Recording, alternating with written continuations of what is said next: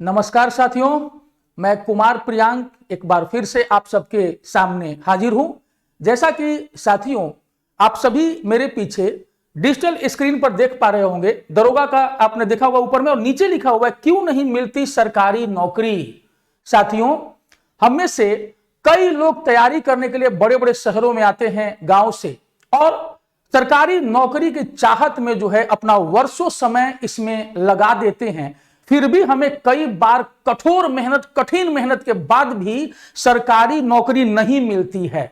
तो आखिर वो क्यों नहीं मिलती है साथियों? देखा जाता है कि हर अधिकांश लड़के तैयारी करने आते हैं लेकिन कुछ ही सफल हो पाते हैं। आखिर ऐसा क्यों होता है? आइए आज हम लोग इसकी थोड़ी पड़ताल कर लेते हैं। साथियों, जैसा कि हम सभी जानते हैं, आगामी 26 दिसंबर को बिहार पुलिस की दरोगा की प्रारंभिक परीक्षा होने वाली है और अब 40 से भी कम दिन रह गए हैं। यह हम सभी जानते हैं, क्योंकि अब नवंबर के इस महीने में कुछ दिन रह गए हैं और उसके बाद दिसंबर का जब महीना आएगा तो अधिकांश अभ्यर्थियों के हाथ पांव जो है वो फूलने लगेंगे कि अब क्या किया जाए, कि अरे बाप रे बाप, अब तो इतना दिन कम रह गया है, अब क्या करें, पढ़ने में मन नहीं लगना, देख रहे हैं कि बाप रे इतना ज्यादा बचा हुआ है। ऐसा कुछ नहीं होता है साथी। जब दिन कम हो तो आप एक चीज जरूर याद रखना कि आप जो इतने समय से तैयारी कर रहे हो, क्या वो जाया जाएगा? बिल्कुल नहीं जाएगा। वो चीजें आपके साथ एग्जामिनेशन हॉल तक जाएंगी, इसलिए घबराने की जरूरत बिल्कुल नहीं है।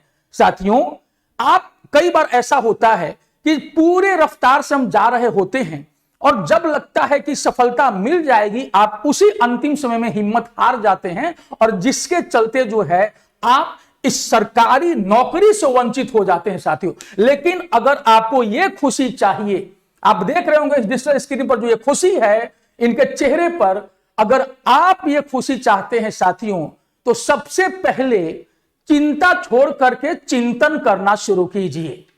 और जब किसी परीक्षा की तैयारी शुरू की जाती है तो हम क्या करते हैं, कौन सी चीजें हमें पढ़नी चाहिए और हमें क्या नहीं पढ़ना चाहिए, इस पर फोकस होना चाहिए। हम कैसे जानेंगे कि हमें क्या पढ़ना चाहिए और क्या नहीं पढ़ना चाहिए? हमें क्या पढ़ना चाहिए, इसके लिए सबसे पहले साथियों, आप जिस भी नौकरी की तैयारी करते हो, सरकारी नौकरी की, चाहे वो दरोगा ही हो, चाहे वो बीपीएससी प्रारंभिक परीक्षा हो, चाहे वो संघ लोक सेवा आयोग की सिविल सेवा परीक्षा क्यों ना हो, सबसे पहले साथियों आप सिलेबस देखिए। सबसे पहले उस परीक्षा का जो नोटिफिकेशन में जो सिलेबस आता है उसको देखिए, और जो परीक्षाएं जो पहले हो चुकी हैं यानी प्रीवियस ईयर के क्वेश्चन पेपर, इनको देखने से आपको साथियों क्या अंदाजा होगा कि एक तो आपको सिलेबस का आइडिया हो जाएगा कि भैया अगर दरोगा परीक्षा है इसमें क्या क्या पूछता है और पूर्व के एग्जामिनेशन में दरोगा परीक्षा में क्या क्या पूछा गया है।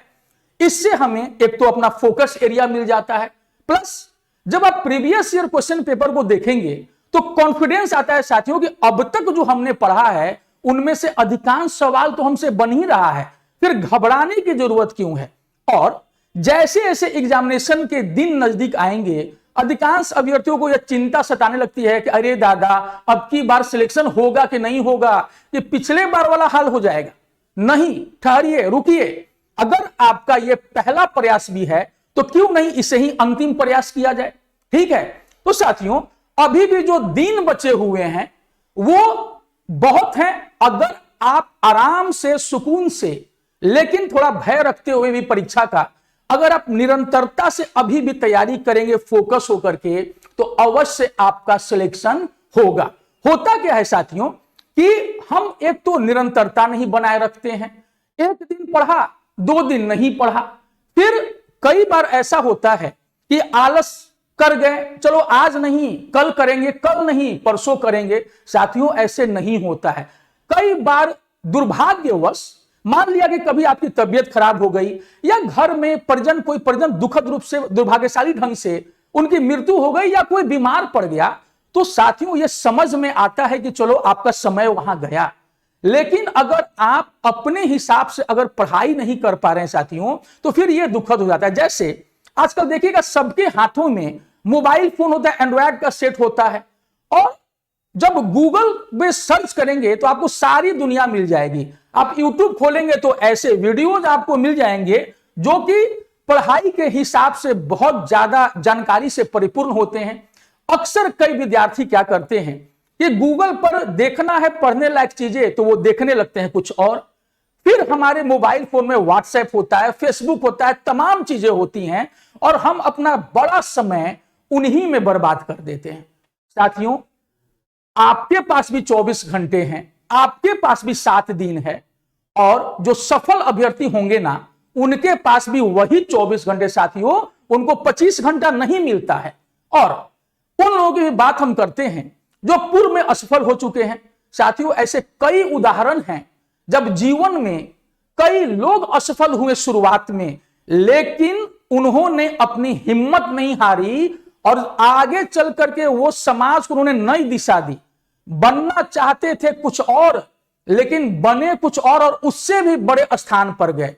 तो ऐसा हो सकता है। आइए हम आज एक ऐसे शख्सियत से आपको मिलवाते हैं जिनके बारे में हम सभी लोग जानते हैं और सभी लोग उन्हें आदर और इज्जत देते हैं। तो आप स्क्रीन पर देख रहे होंगे साथियों, हम सबके प्यारे, हम सबके आदरणीय, हमारे देश के 11वें राष्ट्रपति आदरणीय श्री एपीजे अब्दुल कलाम साहब। आप इनके ये देख कर कहीं समझ गए कि मैं इनकी बात करने जा रहा हूं। और स्क्रीन पर आपको दिख रहा होगा एपीजे अब्दुल कलाम साहब की माई journey transforming dreams into actions, यानी इनकी एक पुस्तक। और दूसरी जो सबसे महत्वपूर्ण पुस्तक इनकी है विंग्स ऑफ फायर का हिंदी अनुवाद अग्नि की उड़ान ये। और तीसरे में हम देख रहे हैं कि सुखोई विमान में कलाम साहब हम लोग के बैठे हुए हैं और वो उन्होंने उड़ाया। तो इसमें साथियों कलाम साहब की बात मैंने क्यों उठाई है? कलाम साहब की बात इसलिए उठाई है कि कलाम साहब जब उनका जन्म जो हुआ था वो तमिलनाडु के रामेश्वरम में सुदूर दक्षिण में हुआ था और छोटे थे, गरीब घर के बच्चे थे, छोटे थे। तभी से जब वो हवाई जहाज को उड़ता हुआ देखते थे तो उनके मन में इच्छा होती थी कि एक दिन मैं भी इस विमान को उड़ाऊंगा। और तभी से उनके मन में हो गया था कि वो भारतीय वायुसेना में जाएंगे और लड़ाकू विमानों को उड़ाएंगे। आगे चल के इन्होंने काफी विपरीत परिस्थितियों में, यहां तक कि परिस्थितियां इतनी खराब थी इनकी कि इन्होंने अखबार फेंकने का भी काम किया, यानी बेचने का काम किया एक हॉकर के रूप में। लेकिन विपरीत परिस्थितियों के बावजूद इन्होंने अपनी पढ़ाई नहीं छोड़ी। नतीजा क्या हुआ? मद्रास इंस्टीट्यूट ऑफ टेक्नोलॉजी से इन्होंने एरोनॉटिकल इंजीनियरिंग की पढ़ाई करी और वहां से फिर जब इन्होंने इंजीनियरिंग स्नातक जब कर लिया, स्नातक हो गई इंजीनियरिंग में, तो इन्होंने 2 नौकरियों के लिए आवेदन किया था और साल था 1958 और इनको 2 नौकरियों में ऑफर आया था। एक तो इन्होंने एयरफोर्स का एग्जामिनेशन दिया था जिसमें ये अंतिम 25 लोगों में चयनित हो गए थे, और दूसरा इन्होंने एग्जामिनेशन दिया था रक्षा मंत्रालय का। रक्षा मंत्रालय में सीनियर साइंटिस्ट असिस्टेंट के पद के लिए इनको इंटरव्यू देने के लिए दिल्ली जाना था। तो ये रामेश्वरम से चल पड़े पहली बार उत्तर भारत की तरफ और इन्होंने अपना 1958 में पहला इंटरव्यू दिल्ली में दिया रक्षा मंत्रालय में, जहां की वरिष्ठ वैज्ञानिक सहायक के लिए इनका इंटरव्यू हुआ। इंटरव्यू अच्छा गया, लेकिन कलाम साहब वायुसेना में जाना चाहते थे, भारतीय वायुसेना में। और यही कारण था कि जो 25 लोगों में ये चयनित हुए थे अंतिम लिखित परीक्षा में, उसका इंटरव्यू देने के लिए पहुंच गए उत्तराखंड की राजधानी, आज में राजधानी देहरादून, उस समय वो उत्तर प्रदेश में देहरादून हुआ करता था। और देहरादून ये पहुंचे, यहां पर 25 लड़कों का इंटरव्यू होना था जिसमें सीटें थी केवल 8। और जब फाइनल रिजल्ट आया उसी दिन, जब वो इंटरव्यू देने के अगले ही दिन, तो पता चला कि कलाम साहब तो 9वें स्थान पर रह गए। हे भगवान, अब क्या होगा? कलाम साहब बुरी तरह टूट गए, क्योंकि सीटें थी 8 और कलाम साहब को जो रैंक लगी थी वो थी 9th, यानी कलाम साहब फेल कर गए थे। वो कलाम साहब जिनको दुनिया आज मिसाइल मैन के नाम से जानती है। आप में से कितने लोग हैं जो उन 8 सफल अभ्यर्थियों के नाम जानते हैं? 9वां जो फेल कर गया था वो बुरी तरह फ्रस्ट्रेट हो गया, टूट गया बालक कलाम साहब वहां से देहरादून जिले में ही स्थित है ऋषिकेश गंगा नदी के लिए हम सभी जानते हैं ऋषिकेश को। कलाम साहब ने गंगा नदी का नाम कई बार सुना था और ये सारी बातें उन्होंने अपने इन किताबों Kalam my journey transforming dreams into actions, यानी अपने सपनों को उन्होंने हकीकत में बदला, अपनी यात्रा के बारे में लिखा है, जीवन यात्रा। और दूसरा यहां देख रहे अग्नि की उड़ान, कैसे आगे ये अग्नि मिसाइल के निर्माता बनते हैं, ये सारी कहानियां, इन सब में इन्होंने इस कथा का वर्णन किया है कि कैसे वो इंडियन एयरफोर्स का इंटरव्यू देने के लिए देहरादून पहुंचे थे 1958 में, और छटने के बाद इतने निराश हो गए कि ये उसी देहरादून में, चूंकि उनकी ट्रेन अगले दिन शाम में थी रामेश्वरम जाने के लिए, दिल्ली जाने के लिए पहले, और फिर वहां से उनको बैक होकर रामेश्वरम जाना था, तो वो देहरादून जिले में ही स्थित ऋषिकेश पहुंचे और वहां वो गंगा नदी में जाकर के उन्होंने स्नान किया। गंगा नदी को उन्होंने कई बार उनका नाम सुना था, लेकिन जीवन में पहली बार उन्होंने गंगा नदी को ऋषिकेश में देखा। नहाने के बाद गंगा नदी में उनके मन को थोड़ी शांति मिली और फिर वो वहां से भटकते हुए स्वामी शिवानंद जी के आश्रम में पहुंच गए। स्वामी शिवानंद यानी एक हिंदू साधु का आश्रम। कलाम साहब को मन ही मन लग रहा था कि मैं तो मुसलमान हूं, ऐसा तो नहीं कि यहां के साधु जो है वो नाराज हो जाएंगे। लेकिन जब कलाम साहब ने वहां पर एंट्री ली और पहुंचे तो उनको जो आश्रम के मुख्य थे स्वामी शिवानंद जी, वही मिल गए। स्वामी शिवानंद जी ने उनके चेहरे पर चिंता की रेखाएं देखी, कहा कि आओ बच्चे आओ और बताओ तुम इतने परेशान क्यों हो। कलाम साहब ने डरते डरते अपना नाम बताया और शिवानंद जी को उन पर कोई ये नहीं, वो न्यूट्रल एकदम आराम से कहे कि आओ कलाम, आराम से बैठो और बताओ तुम इतने उदास क्यों हो। कलाम साहब को बड़ा आश्चर्य लगा कि स्वामी शिवानंद जी कैसे जान गए कि मैं इतना उदास हूं। ये सारी बातें इनकी पुस्तक में, आत्मकथा में वर्णित है। और स्वामी शिवानंद जी ने कहा उनकी बात जानने के बाद कि स्वामी जी, मैं इंडियन एयरफोर्स के इंटरव्यू के लिए आया था और मैं छट गया हूं, बहुत निराश हूं कि अब क्या होगा, मेरा जीवन का सबसे बड़ा सपना टूट गया है।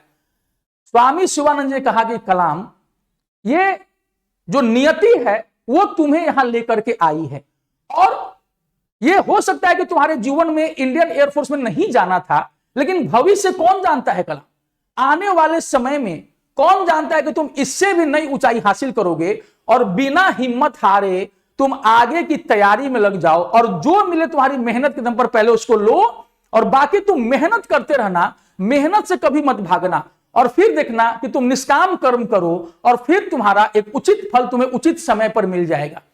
कलाम साहब को स्वामी शिवानंद जी के उन उक्तियों ने इतना हिम्मत, इतना सहारा दिया, इतनी हिम्मत दी, इतना सहारा दिया कि कलाम साहब वहां से टाइट होकर के चल पड़े वापस नई दिल्ली। और जब यहां आए दिल्ली तो इन्होंने पूछा कि भैया, वो दूसरा इंटरव्यू तो मेरा चला गया, इंडियन एयरफोर्स वाला खत्म हो गया, अब यहां जो वरिष्ठ वैज्ञानिक सहायक का पोस्ट रक्षा मंत्रालय में, इसमें क्या हुआ, क्या मैं इसमें भी छट गया। कहा गया साहब, यह 250 रुपए की नौकरी, उस समय 250 रुपए बहुत अधिक होते थे साथियों 1958 में, और यह 250 रुपए मासिक की नौकरी का ये ज्वाइनिंग लेटर आप पकड़िए और रक्षा मंत्रालय में बतौर वरिष्ठ वैज्ञानिक सहायक ज्वाइन कीजिए। साथियों, अगर इंडियन एयरफोर्स में कलाम साहब का सिलेक्शन हो गया रहता तो क्या देश को मिसाइल मैन मिलता? नहीं मिलता। और यही कारण था कि देश, कलाम साहब को उस समय लगा होगा कि मेरे साथ बड़ा बुरा हुआ, लेकिन साथियों वो देश के साथ बड़ा अच्छा हुआ। और मिसाइल के क्षेत्र में अगर आज भारत इतना आगे है तो उसके पीछे सबसे बड़ा योगदान अगर किसी का है तो वो मिसाइल मैन, हमारे अग्नि की उड़ान वाले हमारे एपीजे अब्दुल कलाम साहब। आगे चल करके हमने क्या देखा वो सारा इतिहास है। वर्ष 2002 में कलाम साहब देश के 11वें राष्ट्रपति बने और 2002 से 2007 के बीच में 5 सालों तक राष्ट्रपति रहे और उन्हें सबसे लोकप्रिय राष्ट्रपति होने का तमगा भी मिला, क्योंकि जनता, क्या सभी बूढ़े बच्चे सभी लोग उन्हें बेहद पसंद करते थे और आज भी करते हैं उनके जाने के बाद भी। और कलाम साहब ने 2005 में जयपुर के लिटरेरी फेस्टिवल में अपना दुखड़ा सुनाया कि मैं बचपन से चाहता था कि लड़ाकू विमान उड़ाऊं। उनकी इस बात को इंडियन एयरफोर्स ने सुना वहां पर और बाद में वायुसेनाध्यक्ष वहां आए उनके पास, कलाम साहब के पास, राष्ट्रपति महोदय के पास, और कहा थोड़ी सी ट्रेनिंग लेकर के और आप सुखोई उड़ाइए। और उसके बाद पुणे में 2007 में कलाम साहब का बचपन का वो सपना तब अपना परिपूर्ण हो सका जब, जैसा कि आप इस पिक में देख पा रहे होंगे, 2007 में पुणे में हमारे महान एपीजे अब्दुल कलाम साहब ने सुखोई विमान 40 मिनट तक उड़ाया सह पायलट के रूप में, और ऐसे करके इनके वो सारे सपने पूरे हुए जो ये देखते थे साथियों। तो क्या बनना था और क्या बने, लेकिन इसके पीछे सबसे बड़ा राज क्या था? खुद कलाम साहब के शब्दों में अगर कहा जाए तो कलाम साहब ने कहा था कि जब हमें कोई प्रारंभिक सफलता मिल जाती है ना, तो हम निश्चिंत होकर के घर बैठ जाते हैं, हम दूसरी सफलता के लिए तैयारी नहीं करते हैं साथियों। होता क्या है ना, अगर आपकी प्रारंभिक परीक्षा निकल जाए और आप फिर मुख्य परीक्षा के लिए तैयारी न करो, तो पता है लोग क्या कहेंगे मुख्य परीक्षा में छटने के बाद कि अरे पीटी में जो है ऐसे ही तुक्का लग गया होगा इसलिए सफल हो गया। कलाम साहब ने ठीक यही बात बोली थी कि एक सफलता अगर आपको मिलती है और अब बैठ जाते हैं ना, तो लोग पता है क्या कहेंगे कि अरे ये तुक्का था, तीर लग गया इनका, वही लोग समझ रहे हैं। लेकिन जब आपकी सफलता बार बार होने लगती है ना, तो लोग कहते हैं कि हाँ इसने मेहनत की थी इसलिए इसे सफलता मिली साथियों।